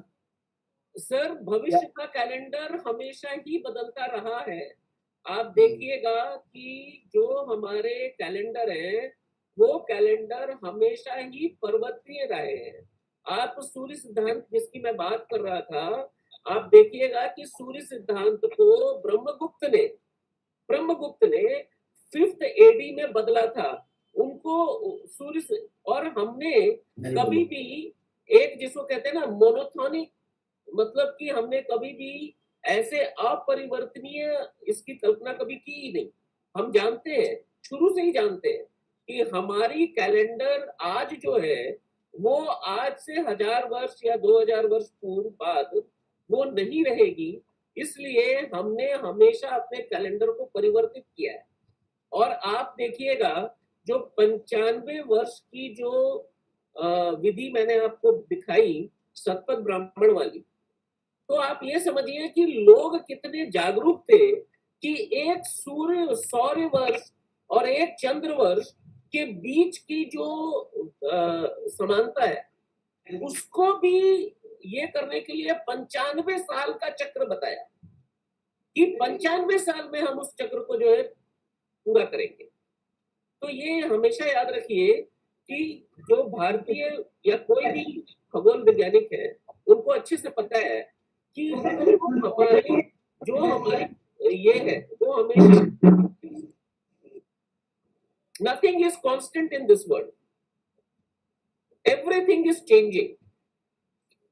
पर ये परिवर्तन भी साइकिल के रूप में रहेगा, वापस वही पोजीशन में वापस आते रहेंगे। वो अक्षांश के जो आपने लगभग 47 डिग्री चेंज होता रहता है दिखाया आपने। अब देखिए सर 25,800 साल 25,800 साल तो एक बहुत बड़ा अवधि होता है। हम तो 100 साल भी नहीं जीते हैं। तो आप ये समझिए कि 25,000 12,000 साल में 4 युग निकल जाते हैं। तो मतलब कि दो चतुर्युग के बाद ये वापस आएगा। तो ये आप समझिए कि ये इतना धीमा है, लेकिन असली बात क्या है? धीमा तो है, लेकिन असली बात है कि हमने इसको भी पहचाना और हमने इसकी भी गणना की और बड़ी सटीक गणना की। तो आखिर ये हमारे खगोलविद, हमारे जो प्राचीन साइंटिस्ट थे, वो आप देखिए कि उनकी इतनी जबरदस्त मतलब कि उनको नॉलेज थी। मुझे तो समझ नहीं आता आज तक, मैं ये सोचता रहता हूँ कि कौन सी ऐसी उन्होंने जो है वो यंत्र से इसकी गणना की होगी। बड़ा ही आश्चर्य का विषय है सर। मैं तो आज भी जो है इमेजिन नहीं कर सकता, मैं नहीं कर सकता। धन्यवाद जी। पुनः हम थोड़ी प्रश्नोत्तरी का प्रकरण आगे चलाएंगे। अभी आगे का हम वक्तव्य ले लेते हैं। अस्माकं परमं सौभाग्यं वर्तते यद् अस्माकं मध्ये विराजमानाः सन्ति प्रोफेसर देवी प्रसाद त्रिपाठी महोदयाः। इमे महोदयाः प्रारम्भतः अस्यां संगोष्ठ्यां सम्मिलिताः सन्ति। एतेषां बहु व्यस्तः कालः भवति, तथापि विषयममुं अत्र श्रावम् एते बहु किमपि तेषां मनसि एतेषाम् उत्तराणि अथवा एतेषां विषये महोदयानां कथनीयं भविष्यति तत् अस्माकं पुरतः प्रस्थापयिष्यन्ति। महोदयानां संक्षेपेण परिचयं प्रयच्छामि। महोदयाः मान्याः कुलपतयः सन्ति उत्तराखण्ड संस्कृत विश्वविद्यालयस्य। महोदयानाम् अनुभवः वर्तते, सः वर्तते 34 वर्षाणां शैक्षणिक अनुभवः वर्तते 34 वर्षाणां। पुनः एतेषां यः प्रशासनिक अनुभवः वर्तते सः 17 वर्षाणां वर्तते। एतैः प्रायशः 14 उत्तर 200 एतेषां तत्र प्रकाशनानि तत्र ग्रन्थरूपेण, लेखरूपेण, शोधपत्ररूपेण प्रकाशितानि सन्ति। एतेषां सान्निध्ये 20 छात्राः विद्यावारिधि PhD उपाधिं प्राप्तवन्तः सन्ति। शोध निर्देशनं सहनिर्देशनमपि 9 छात्रैः कृतं वर्तते। MPhil अर्थात् तत्र विशिष्टाचार्य पदवीं अपि 12 छात्राः प्राप्तवन्तः सन्ति। महोदयाः वास्तुशास्त्र विषय विशेषज्ञाः सन्ति। उत्तराखण्ड संस्कृत विश्वविद्यालये एतेषाम् इदानीं अत्र कार्यकालः प्रचलति। महोदयान् अहं प्रार्थये स्वकीयम् अध्यक्ष उद्बोधनाय मान्याः अस्माकं आदरणीयाः प्रोफेसर देवी प्रसाद त्रिपाठी महोदय। अचिन्त्यव्यक्तरूपाय निर्गुणाय गुणात्मने समस्त जगदाधार मूर्तये ब्रह्मणे नमः। गुरुर्ब्रह्मा गुरुर्विष्णु गुरुर्देवो महेश्वर गुरु साक्षात् परब्रह्म तस्मै श्री गुरवे नमः। अद्यः महान् हर्षस्य विषयः भारतीय खगोल शास्त्र संदर्भे अत्र चर्चा चलति प्राय अस्याः सभायाः ये संरक्षकाः सन्ति ते यशस्विनः कुलपतयः हिमाचल प्रदेश केंद्रीय विश्वविद्यालयस्य प्रोफेसर सत् प्रकाश बंसल महोदयः अस्याः सभायाः मुख्य वक्तृत्वरूपेण डॉक्टर पार्थ सारथी महोदयः एते सह आचार्यः एसोसिएट प्रोफेसर इति भौतिक विभागे महाराजा अग्रसेन महाविद्यालय दिल्ली विश्वविद्यालयस्य अस्ति तत्र एते सन्ति। अस्य कार्यक्रमस्य ये संयोजकः डॉक्टर भाव प्रकाश महोदयः एते गुजरात प्रान्ततः भारत प्रज्ञा प्रतिष्ठानस्य अपि एते संयोजकः सह आचार्यः संस्कृत विभागस्य गांधीनगरे एतेषां महाविद्यालयः अस्ति। अस्याः सभायाः विशिष्टः आचार्यः डॉक्टर बृहस्पति मिश्र महोदयः विभागाध्यक्षः संस्कृत विभागस्य उत्तरा हिमाचल प्रदेश केंद्रीय संस्कृत विश्वविद्यालयस्य अयं विभागः अस्ति। अत्र डॉक्टर अजय आर्य महोदयः अन्ये विद्वांसः आचार्यः श्रोतारः अन्य प्रतिभागिनश्च बहु शोभनः बहु रुचिकरः विषयः अद्य आचार्य पार्थसारथी महोदयेन उपस्थापितः। प्रायः ज्योतिष खगोलशास्त्रयोर्मध्ये गहनः संबंधः वा प्राचीन काले खगोलशास्त्रस्य यत्र अध्ययनं भवति स्म तदेव आसीत् वा भवति ज्योतिषशास्त्रम्। प्रायः ज्योतिषशास्त्रं वैदिककालस्य साइंस फैकल्टी इति भवति। सम्प्रति जनाः कथयन्ति ज्योतिषशास्त्रं किम् अस्ति, केचन कथयन्ति ज्योतिषशास्त्रम् एस्ट्रोलॉजी इति अस्ति, परन्तु ज्योतिषशास्त्रम् एस्ट्रोलॉजी नास्ति। ज्योतिषशास्त्रस्य अनुवादोऽपि न भवितुं शक्यते। ज्योतिषशास्त्रं केवलं ज्योतिषशास्त्रम् एव अस्ति। प्रायः वेदांगत्वेन ज्योतिषशास्त्रम् अस्ति। तत्र भूतं भव्यं भविष्यं च सर्वं वेदात् प्रसिद्ध्यति। अनेन सर्वं वेदात् प्रसिद्ध्यति वा सर्वं वेदात् सिद्ध्यति। वेदस्य चक्षुः अस्ति ज्योतिषशास्त्रम्। यथा तत्र शिरोमणौ आचार्येण भास्करेण कथितं शब्दशास्त्रं मुखं ज्योतिषं चक्षुषी सूक्तं मुक्तं च निरुक्तं च कल्पकरो इत्यादिनः। प्रायः किं भवति, किमस्ति तत्र वेदस्य उद्देश्यं किमस्ति, किमर्थं वेदः वा ज्योतिषम् अंगत्वेन कथं वेदस्य। तत्र वेदभाष्यकारः सायणः कथयति इष्टप्राप्तेः अनिष्टपरिहाराय अलौकिकम् उपायं वेदति असौ ग्रन्थो वेदः। अर्थात् लौकिकम् उपायं न वेदयति, अलौकिकम् उपायम्, अलौकिकत्वम् इति वेदत्वम्। तत्रैव ज्योतिषशास्त्रं किम् अस्ति, इष्टानिष्टयोर्मध्ये ज्योतिषशास्त्रस्य किं कार्यं। तत्र ज्योतिषशास्त्रस्य कार्यम् अस्ति किम् अनिष्टम्, अनिष्टस्य ज्ञानम्, अनिष्टस्य निवारणात् पूर्वं भवेत् वा पश्चात् वा इत्यर्थं पूर्वमेव अनिष्टस्य ज्ञानं कथं स्यात् इत्यस्मिन् विषये आचार्येण तत्र वेदस्य ज्योतिषशास्त्रस्य चक्षु अंगम् इति सिद्धं भवति। यथा वेदास् यावत् यज्ञ कर्म प्रवृत्ता वेदा हि यज्ञार्थम अभिप्रवृत्ता कालानुपूर्वा विहिताश्च यज्ञः कालानुपूर्वः यज्ञः अर्थात काल विधान शास्त्रम ज्योतिष शास्त्रम अस्ति काल विधान शास्त्रम ज्योतिष शास्त्रम तत्रैव आचार्येण लगधेनापि तत् कथितं किं कथितं तत्र आचार्येण कथितं यथा शिखा मयूराणां नागाणां मणिः यथा तद्वत् वेदांग शास्त्राणां ज्योतिषं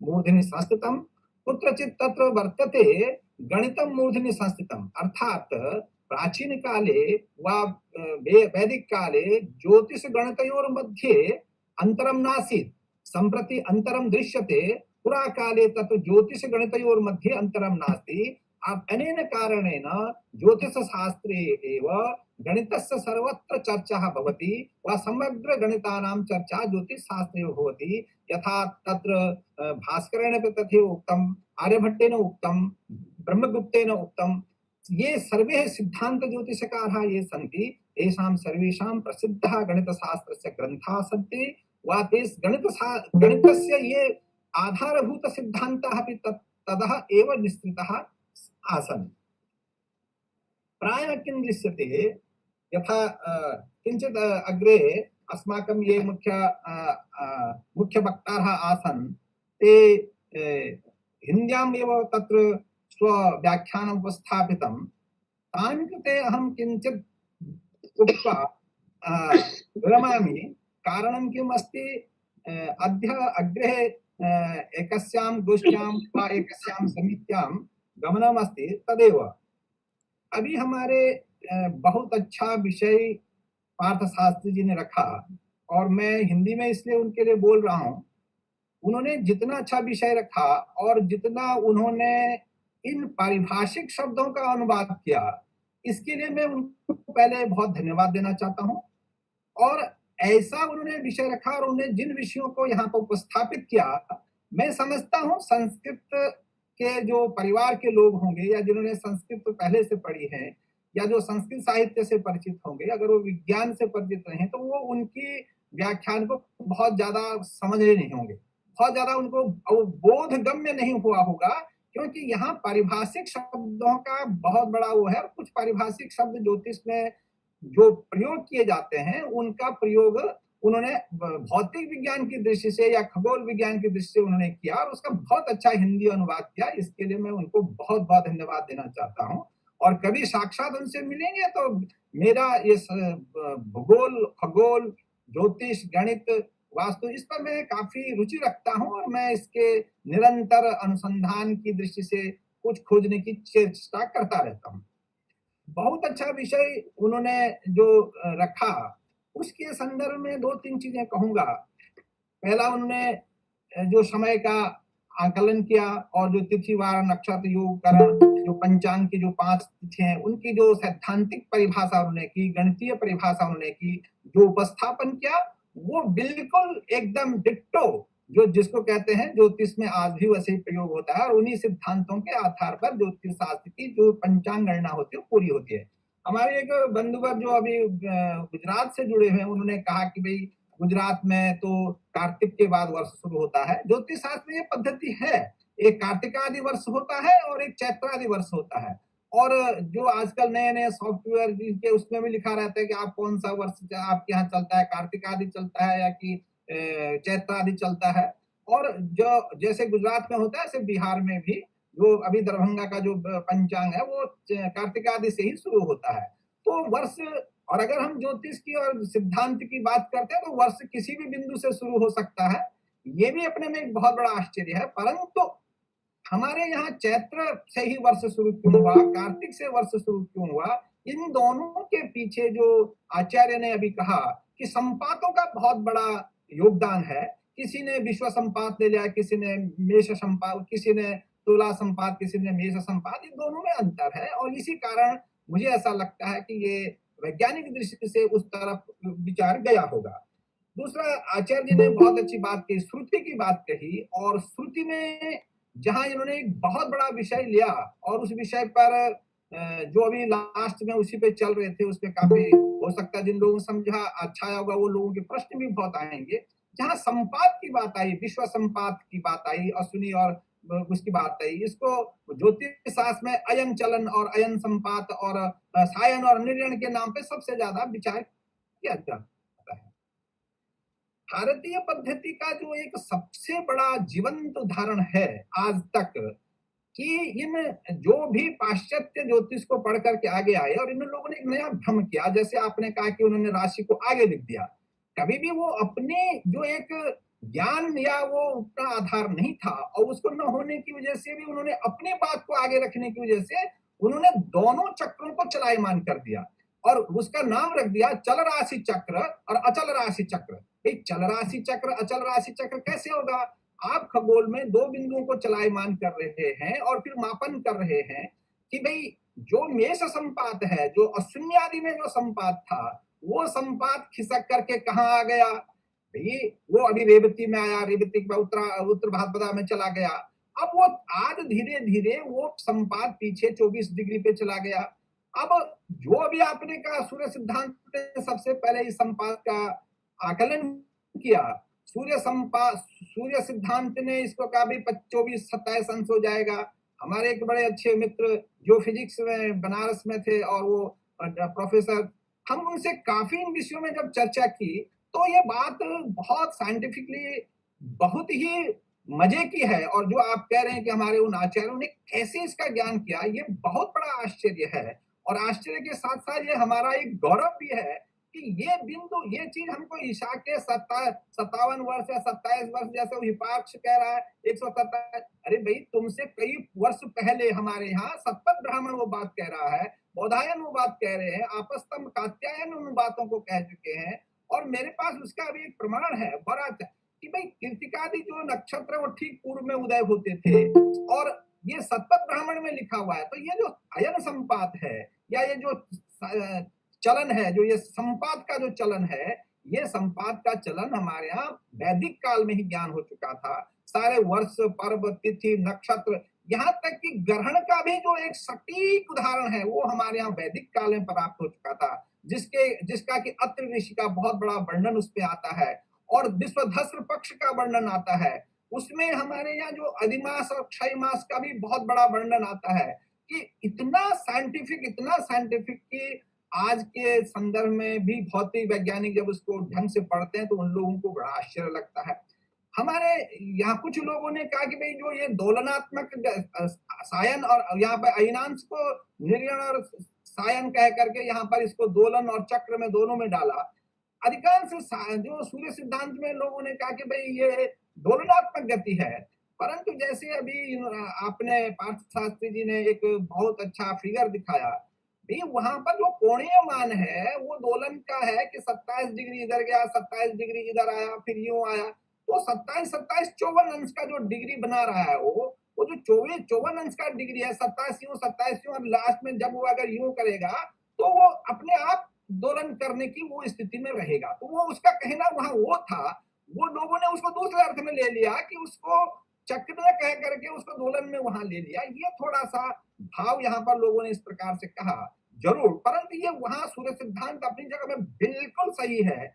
और जहां की अभी आपने कहा भाई जो अभी अयनांश का जो गति है वो 50.2 जो अभी केतकर जी का सबसे लेटेस्ट है वहां पर तक ले गए हैं, 54 है, ग्रह लागम ने 1 कला माना, ये अंतर है। परंतु 54, 50, 160 इसमें इतना भी कहना कोई बहुत गलती नहीं है। अगर हम एस्ट्रोनॉमी की दृष्टि से देखते हैं तो ये तो सामान्य बात है, इतना एरर, इसको एरर नहीं कह सकते हैं, ये तो सही है। उन्होंने उस पद्धति को समझ लिया, उस मूल भाव को समझ लिया, ये अपने में बहुत बड़ा अनुसंधान हमारे वैदिक काल का। तो इससे एक चीज बहुत स्पष्ट होती है, इसलिए पार्थ शास्त्री ने बड़ी अच्छी बात कही कि श्रुति पर उन्होंने सबसे बड़ा ध्यान दिया।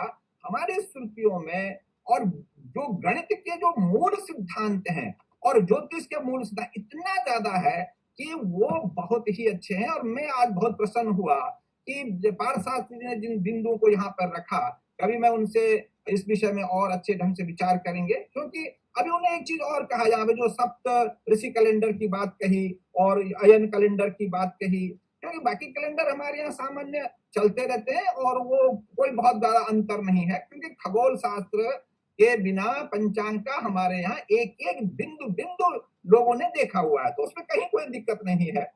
जो सप्तऋषि कैलेंडर की बात इन्होंने कही और जो इन्होंने अयन कैलेंडर की बात कही, अगर आप सप्तऋषि कैलेंडर की बात करते हैं तो हमारे यहाँ भी सप्तऋषियों, एक पुराण में और ज्योतिष में बहुत बड़ा एक चक्र आता है, आप उसको कभी पढ़े हैं, एक सिंसुमार चक्र है।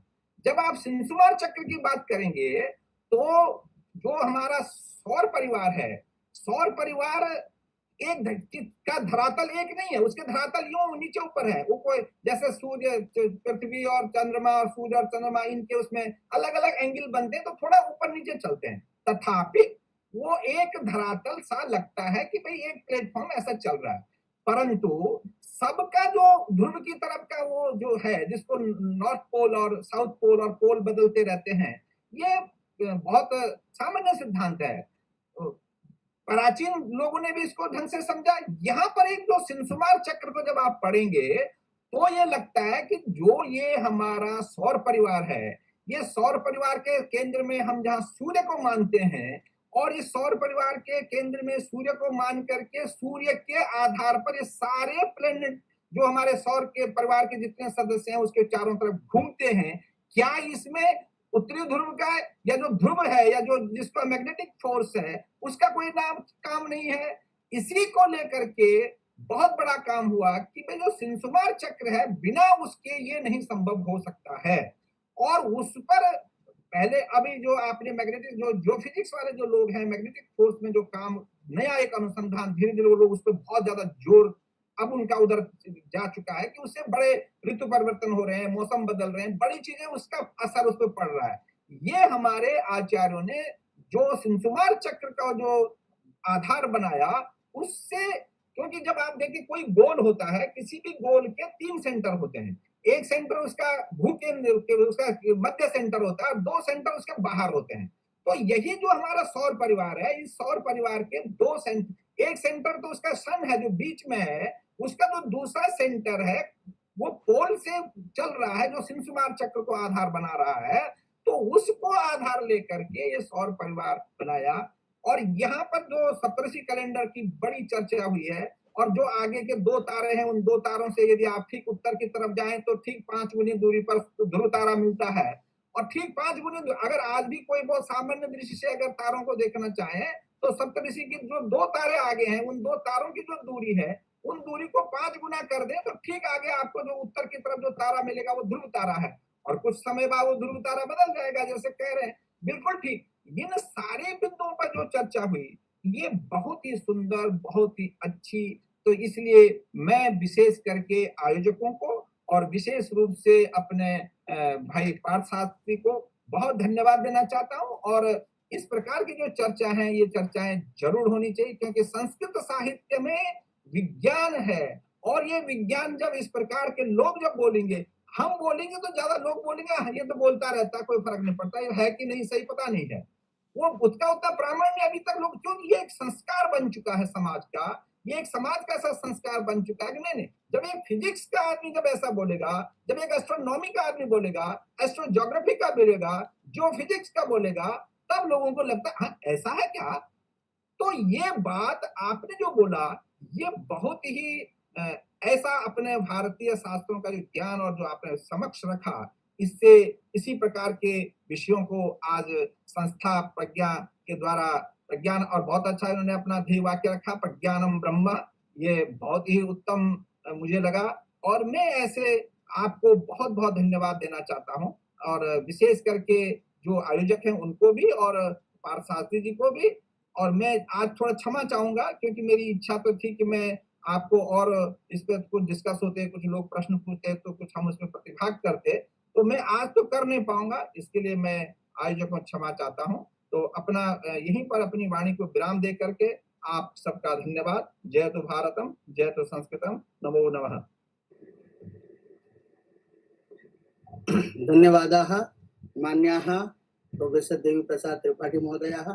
एतेषां बहु व्यस्तता अस्ति, वयं सर्वेपि जानीमः, तथापि महोदयाः बहु उत्तमरीत्या विषयस्य परिपोषणं पुनश्च शास्त्र विहितं प्रमाण पुरस्सरम् एतैः विषय उपस्थापनं कृतं।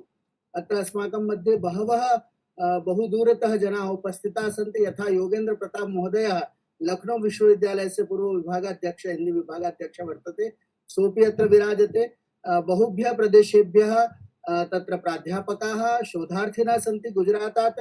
श्रीधर व्यास महोदयः सः अपि ज्योतिष वास्तुशास्त्र निष्णातः वर्तते, सोऽपि अस्मिन् तत्र सम्मेलने अस्यां संगोष्ठ्याम् उपस्थितः वर्तते। ईश्वर मेहरा महोदयः अपि अत्र उपस्थितः वर्तते। एते सर्वेपि बहु ध्यानपुरस्सरं एतां संगोष्ठीम् अत्र कृतवन्तः सन्ति। अधुना अहं संरक्ष महोदयानां किञ्चित् परिचयं प्रदाय अहं तान् आह्वयामि, ते स्वकीय उद्बोधनेन। ते यात्रायां सन्ति। अस्तु। प्रायशः, किन्तु सम्बोधनम् एकवारं परिचयः लघु परिचयः। अस्माकम् अस्याः संगोष्ठ्याः तत्र संरक्षकाः सन्ति प्रोफेसर सत्प्रकाश बंसल महोदयाः। ये खलु हिमाचल प्रदेश केंद्रीय विश्वविद्यालयस्य मान्याः कुलपतयः सन्ति। एतेषां बहुविधं तत्र कार्यक्षेत्रं वर्तते। एते पूर्वं महाराजा अग्रसेन विश्वविद्यालय बद्दी वर्तते, तस्य संस्थापक कुलपतयः सन्ति। इंदिरा गांधी राज्य विश्वविद्यालय हरियाणाया कुलपतयः आसन्। भगत फूल सिंह महिला विश्वविद्यालय हरियाणाया कुलपति, तथा च हिमाचल प्रदेश तकनीकी विश्वविद्यालयस्य कुलपति पदम् अलङ्कृतवन्तः। एते पर्यटन मंत्रालये भारत सर्वकारे अपि board of governors, IIM Amritsar तस्य अपि बोर्ड ऑफ गवर्नर्स सदस्याः आसन्। एते महानुभावाः जवाहरलाल नेहरू विश्वविद्यालय दिल्ली, केंद्रीय विश्वविद्यालय धर्मशाला, केंद्रीय विश्वविद्यालय तेजपुर तस्य प्रेसिडेंट नॉमिनी अध्यक्षस्य ये तत्र भवन्ति नॉमिनी, ते तादृशाः आसन्। तत्र सार्क देशाः सन्ति, तत्र एकेडमिक टूरिज्म फोरम तथा इंडियन टूरिज्म हॉस्पिटैलिटी कांग्रेस अस्य अध्यक्षः इमे आसन्। प्रायशः 30 अधिक देशेषु भारतस्य हिमाचलस्य च एकेडमिक प्लेटफॉर्म वर्तते, तस्य एते प्रतिनिधित्वं कृतं वर्तते। एते हिमाचल प्रदेश विश्वविद्यालये शिमलाये विभिन्न पदेषु स्थित्वा स्वकीय दायित्वस्य निर्वहणं कृतं वर्तते। एतेषां संरक्षणत्वे इयं या संगोष्ठी वर्तते सा बहु उत्तमरीत्या अत्र सञ्जायमाना वर्तते। महोदयाः यात्रायां सन्ति, यथा महोदयैः आचार्य बृहस्पति मिश्र महोदयैः कथितं चेत् तत्र संयुक्ताः न भवन्ति, अतः तान् प्रति अपि अहं तत्र धन्यवादं वितरामि। अधुना महोदय समापनं कुर्मः अथवा एकार्धं प्रश्नोत्तरं स्वीकर्तुं शक्नुमः, यथा भवन्तः निर्दिशन्ति। समापनं भवेत् जी, कालः अतिक्रान्तः। अस्तु, थोड़ी सी सूचना भी मैं दे देता हूँ उस धन्यवाद ज्ञापन से पहले कि आप सभी लोगों ने जिन्होंने रजिस्ट्रेशन किया हुआ है, वे फीडबैक फॉर्म है उनको आपके ईमेल के द्वारा प्राप्त होगा, उसको आप भर देंगे तो आपको प्रमाण पत्र प्राप्त हो जाएगा। अभी भी जो यहाँ पर जुड़े हुए हैं और रजिस्ट्रेशन नहीं किया है तो वो कर सकते हैं, उस हिसाब से आपको प्रमाण पत्र प्राप्त हो जाएगा। अधुना अहम अस्य कार्यक्रमस्य आभार विधेः कृते अस्माकं आचार्याः अजय आर्य महोदयाः सन्ति। ये खलु सहसंयोजकाः सन्ति, तत्र छत्तीसगढ़े केंद्रीय विद्यालये शिक्षक पदम् अलङ्कुर्वन्तः सन्ति। वैदिक प्रवक्तृरूपेण एतेषां देश विदेशेषु बहुत्र व्याख्यानानि भवन्ति। एतेषां काव्य संग्रह आसीत् नहीं चाहिए मुझे तरक्की इति बहु प्रसिद्धं काव्य संग्रह एतेषां प्रकाशितः वर्तते। पुनः आज भी सामयिक है ऋषि दयानंद इति पुस्तकमपि अमेज़न मध्ये एतेषां बहु प्रचलितं वर्तते। एते समाज सेवायां लेखन कार्ये व्याख्यान माध्यमेन समाजस्य मार्गदर्शनं कुर्वन्ति। NCERT द्वारा राष्ट्रीय स्तरे महोदयाः पुरस्कृताः सन्ति। अहम् एतान् प्रार्थये आभार विधेः कृते महोदयाः आभार विधिं विधास्यन्ति। आदरणीयाः आचार्य अजय आर्य महोदय। सर्वेभ्यः नमो नमः। सामान्यतः अहम् एतद् अनुभवामि। मम ध्वनिः श्रूयते? श्रूयते महोदय। ध्वनिः श्रूयते? अस्तु। सामान्यतः मया एतद् अनुभूयते शब्दैः कस्यचिदपि धन्यवादं कर्तुं न शक्यते। पुनरपि यत् दायित्वं मह्यं दत्तमस्ति तस्य अहं निर्वाहं करोमि। अद्य भारतीय खगोल शास्त्रस्य पंचांगस्य च प्रामाणिकता विषये केंद्रीय विश्वविद्यालय अन्यत् भारत प्रतिज्ञा प्रतिष्ठान इत्यनयोः संस्थयोः माध्यमेन अस्माभिः एषा ज्ञानचर्चा परिष्कृता। अस्यां परिचर्चायां पार्थ सारथी महोदयस्य व्याख्यानम् अस्माभिः श्रुतम्। एतत् श्रुत्वा एतत् वक्तुं शक्यते यत् अस्माभिः कालान्तरस्य कालगणनाया बहु प्रारम्भिकं स्वरूपः यत् दृष्टः आसीत् तस्य आन्तरिकी चर्चा अद्य श्रुता कि कीदृशी विषु किं भवति, तस्य अक्षांशं कालगणना, सूर्यचक्रं किं भवति, सौरवर्षः किं भवति, चन्द्रवर्षः, बहवः जिज्ञासा मम मनसि अपि आसन् यदा अहं किं सत्त्वब्राह्मणं पठामि स्म, स्वाध्यायं करोमि।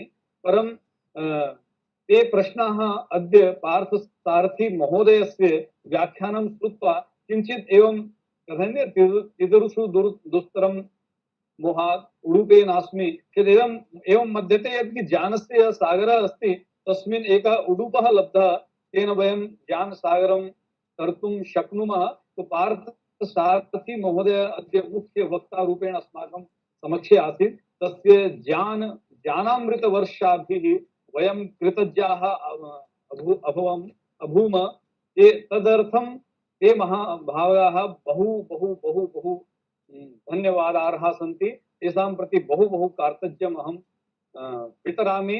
अन्ये च स्वागत उद्बोधनम् अस्माभिः श्रुतम् आचार्य बृहस्पति महोदयस्य। एते अस्माकं गुरवः अपि सन्ति।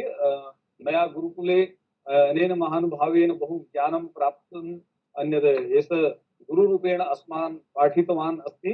तं महोदयमपि प्रति अहं कार्तज्ञं वितरामि। अस्य कार्यक्रमस्य संयोजकः भावप्रकाश महोदयः अस्माकं गुरुकुलस्य यशस्वी स्नातकः अस्ति, मम मित्रम् अस्ति। तं प्रति अहं कृतज्ञतां व्यक्तं करोमि। अस्य कार्यक्रमस्य अध्यक्ष महोदयः यः स्वकीय व्यस्ततावशात् अस्माकं मध्ये न आसीत्, संरक्षक महोदयः, तं प्रति अपि अहं कृतज्ञतां वदामि।